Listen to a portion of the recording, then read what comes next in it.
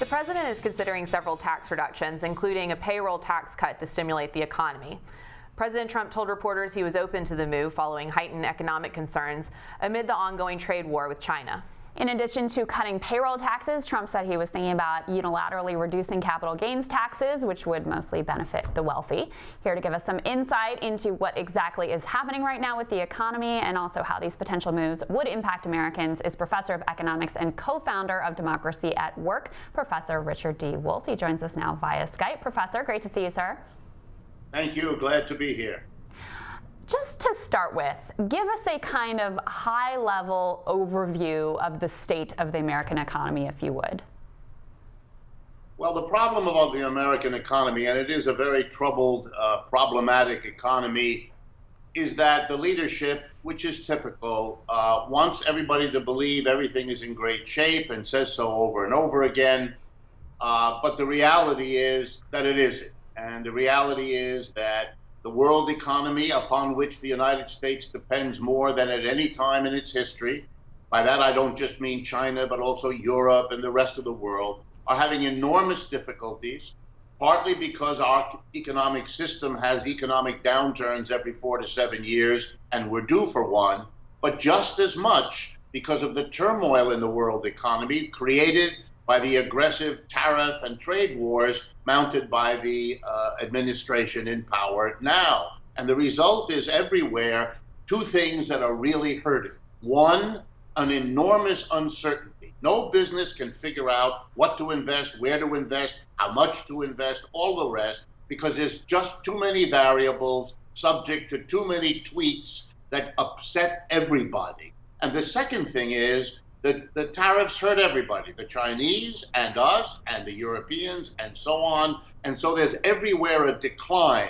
You put together decline and uncertainty and no one escapes, including the United States. So that's where we are. And the anxiety is mounting as the numbers keep coming in that a recession is ominous. And so Mr. Trump has to now react to, deal with the consequences of what his first 2 years helped to produce, namely economic trouble, and that's where those tax cuts come in that he's talking about.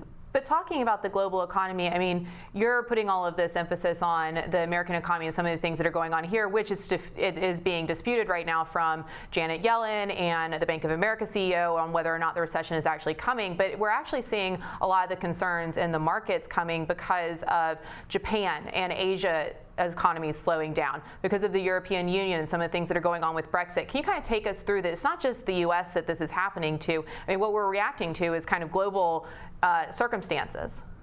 Absolutely.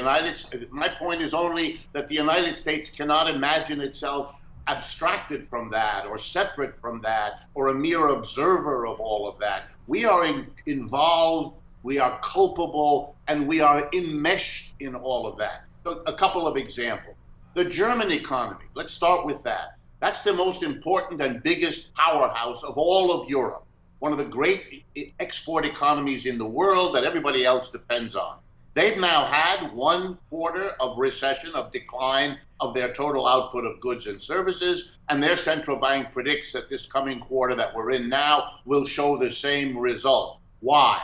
2 basic reasons beyond the historical instability of capitalism, which they are subject to like everybody else. One, Brexit.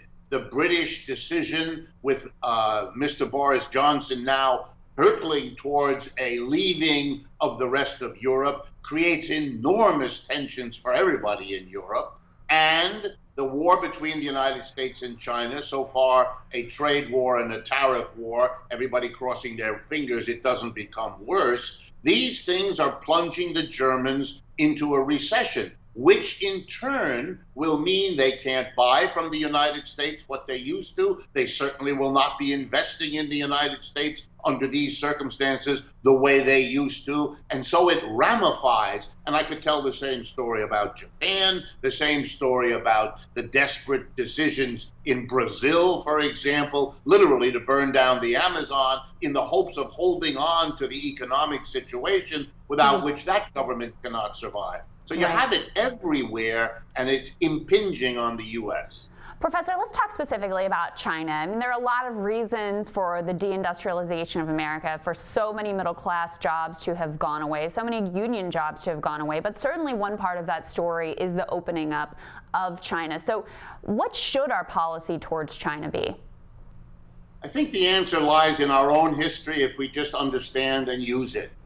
When we began as a colony of Britain, we began to economically develop, and the British were frightened by that. They were frightened that their colony would outpace them, which we know from hindsight is exactly what happened. But the British didn't want it, so they taxed us. Remember, the Tea Party tax was a bit of that history. They taxed us, they controlled us, and eventually they fought two wars, our Revolutionary War and another one in 1812, to try to hold on to their control. That failed, that policy. They didn't win, we went on to grow, and now they are more our colony than we are theirs. I think there's a lesson here.